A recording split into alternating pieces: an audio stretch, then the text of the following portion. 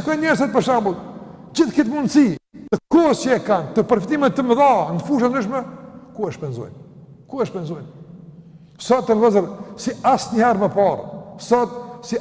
më parë, domethënë kemi harxhues të kohës në qëllime të kota të dëmshme, sa që njeriu me të vërtetë është reale me mundi i rrezikuar edhe me alarmu situatën. Është normale. Shikoj, këtë kacillësh ti, ka rrëmbyes të kohës, ka shpenzues të kohës. Çfarë duhet me qenë i fokusuar, çfarë duhet me qenë i strukturuar, çfarë duhet me qenë i qartë në qëllimet e tua, në orientimin tënd, përndryshe ta rrëmbin kohën në këmbët e tua, ta rrëmbin kohën pe durrëve tua. Habitesh me orë ke kaluar diçka të caktuar, me epilog përfundimtar zero. Kur fal përfitimi. E nëse shikojmë mesun të gabun, e shohim të vëllezër se në kalkulimet e ahiretit nuk ekziston numri zero. Është interesant. Zero ja vesh në dunja. Zero ka në dunja. Nëjë s'ka zero. Qysh s'ka zero? Jo, nëjë ka plus edhe minus. S'ka zero. Ja plus 1, ja plus 2, plus 3. Je në ngritje, ja minus 1, minus 2, minus 3 të shku në zbritje. S'ka zero. Nuk ka neutralitet.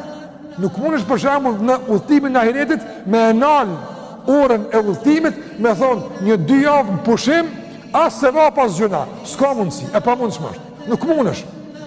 Ky ligj nuk vlen që na e kena imagjinu. Ligji që vlen është, Allahu thot, limen sha'a minkum an yataqaddama aw yata'akhkhar. Kush do nga ju të ecë përpara ose të mbetet i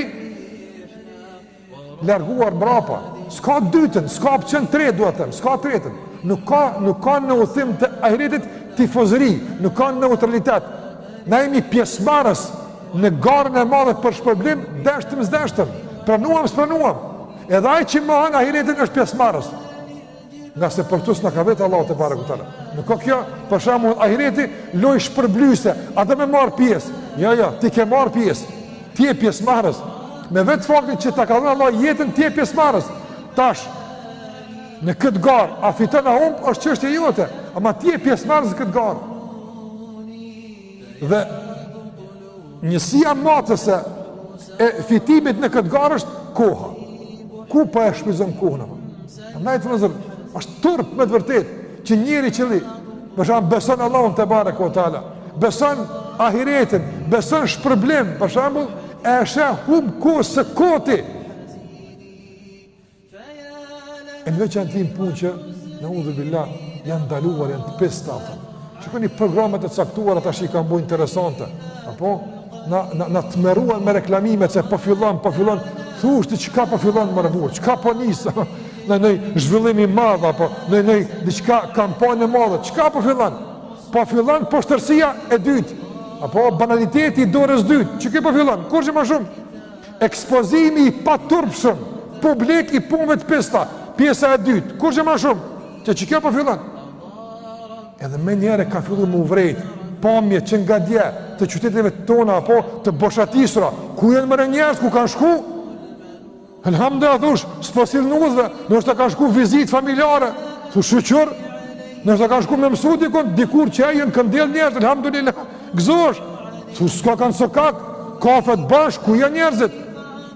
Befasosh, jo, s'janë në hoqë të vizit, jo, s'jën shku babën me vizit, jo, e as agjen, e as dajen, jo, s'jën shku me ledzu, jo, as në gjami s'janë, e ku janë?